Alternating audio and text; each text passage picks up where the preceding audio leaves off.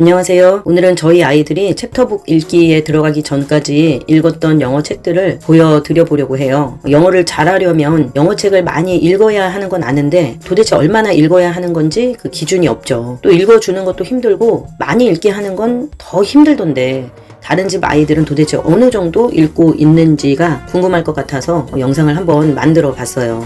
저희가 기준이라는 것이 아니라 평범한 아이들이 나름 열심히 읽은 결과가 이 정도구나 이렇게 가볍게 봐주시면 좋을 것 같아요. 저희 세 아이는 거의 비슷한 책으로 비슷한 양을 읽고 있으니까 큰아이가 읽었던 것을 대표로 보여드릴게요. 그리고 저희 큰아이는 지금 예비 고등학생이라서 현재는 내신 대비와 수능 기출 독해를 하고 있거든요. 그래서 이 아이가 고등 독해 들어가기 전에 읽었던 것들은 전부 보여드려 볼까 해요. 책 추천은 아니니까 얼만큼 읽었는지에 초점을 맞춰서 보시면 될 것 같아요.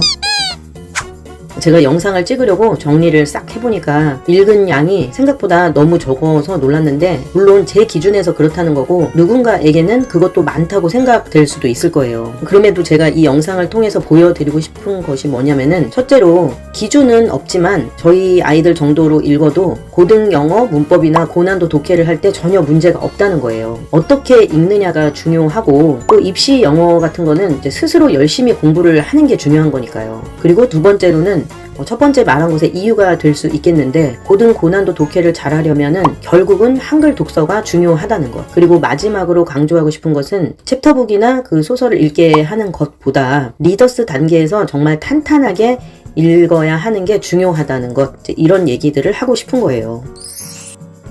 저희 아이들은 셋이 같은 어린이집을 나왔는데 6살, 7살 때 삼성 영어라는 것을 일주일에 한 2번 정도 1시간씩 했었어요. 주 2회 하는 것이니까 크게 도움이 된 것은 아니었겠지만 아이가 교재를 집에 가지고 와서 이렇게 보면은 내용이 꽤나 알차고 재미가 있더라고요. 간단한 패턴으로 된 회화였는데 예를 들어서 Where is my puppy? Where is my mom? My puppy is in my bed.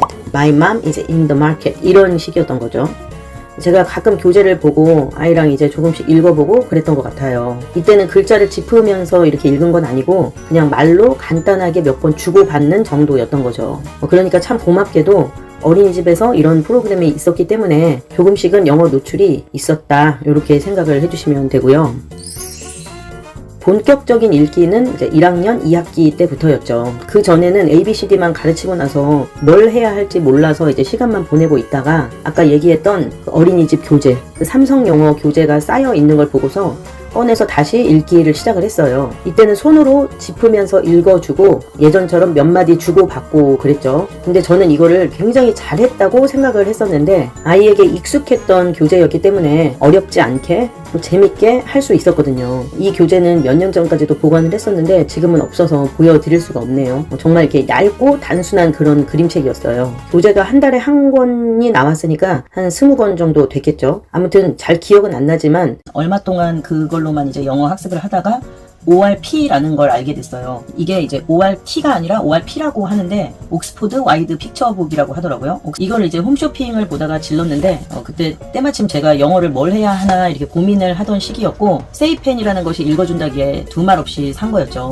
근데 이 책들을 제가 강추할 수는 없는 것이 단계로 나뉘어져 있는데 1단계 책들이 진짜 읽어주는데 너무 짜증이 나서 못 읽겠더라고요. 알파벳이 막 날아다니고 문장도 너무 이제 예술적이라서 안 그래도 영어를 못하는 엄마가 읽어주려니까 너무 힘든 거예요. 그래서 제가 고르고 골라서 이만큼만 읽은 거예요.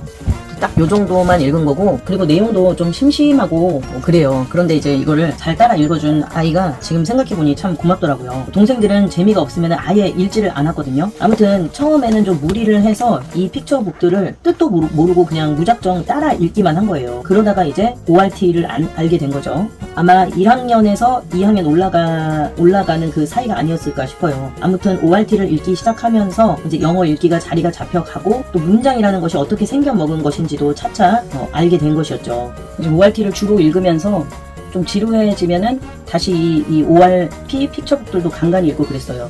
단계가 좀 올라갔을 때는 조금 그래도 재미가 있는 책들이 간간히 있더라고요.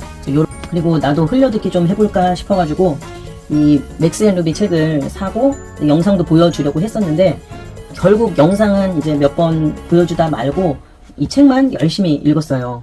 이 맥스 앤 루비 문장들은 좀 평이해서 읽기에 그렇게 까다롭지는 않았거든요. 그래서 요거는 어렵지 않게 재밌게 읽었던 것 같아요.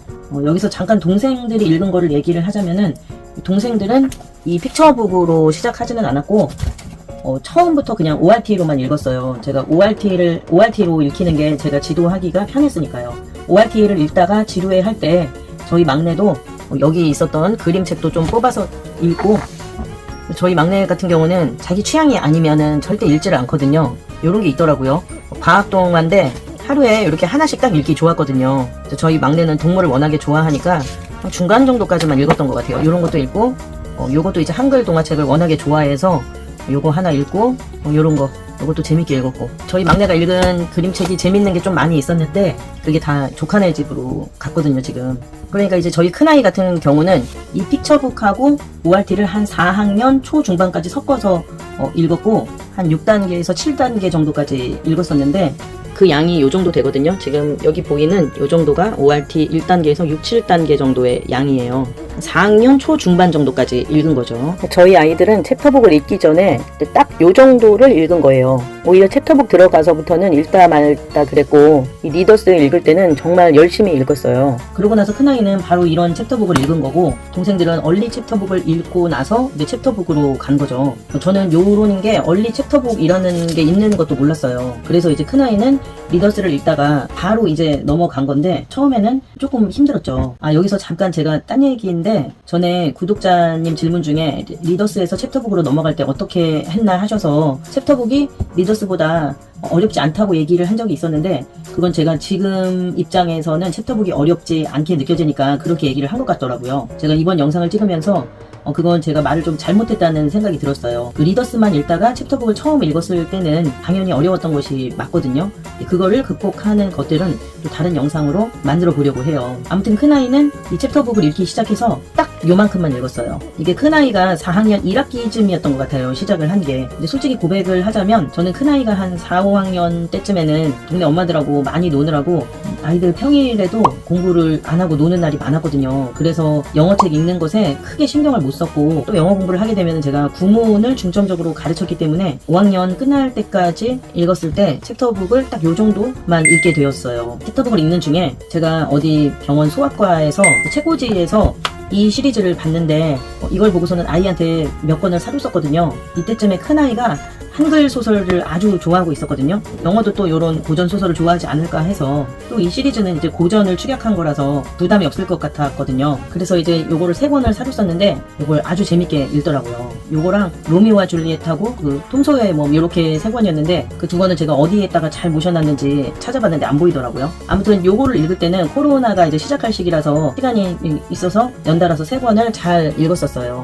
요거까지 이제 다 읽고 나니까 6학년이잖아요. 6학년 초반인지 중반인지 그건 잘 모르겠고, 아무튼 그때 독해집을 시작해야 할 것 같더라고요. 그래서 이제 리딩 튜터 시리즈로 주니어부터 수능 플러스까지 그거를 이제 아주 꼼꼼하게 학습을 하고 나니까 중학교 1학년 끝이 되더라고요. 이제 그거를 끝내고 나서 이제 모의고사 문제풀이 들어가기 전에 조금 아이가 원서를 더 읽었으면 싶어가지고 이 소설 2권을 읽었었는데, 요거는 이제 코렐라인 영화를 하도 좋아해갖고 요것도 이제 한번 읽어보게 했는데, 이 아이가 한글 소설을 정말 좋아하던 때였거든요. 그래서 영어 소설에 많은 재미를 못 느끼더라고요. 특히 이제 박완서 소설을 좋아했는데, 문체 같은 것에 특히 이런 맛을 느끼면서 읽었기 때문에 영어 소설은 더 재미가 없겠구나, 제가 이렇게 생각을 했었어요. 그런데 이제 지금 생각을 해볼 때 영어책에 푹 빠질 정도로 시간과 양을 투입하지 않았기 때문이라고 생각이 되더라고요. 그런데 저는 그거를 지금 후회하지 않아요. 누군가는 영어에 더 시간과 정성을 쏟고, 또 누군가는 다른 것에 또 그렇게 쏟는 것이죠.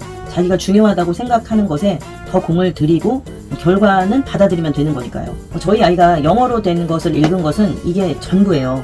누군가에게는 애개개일 수도 있고, 또 누군가에게는 산처럼 느껴질 수도 있겠죠.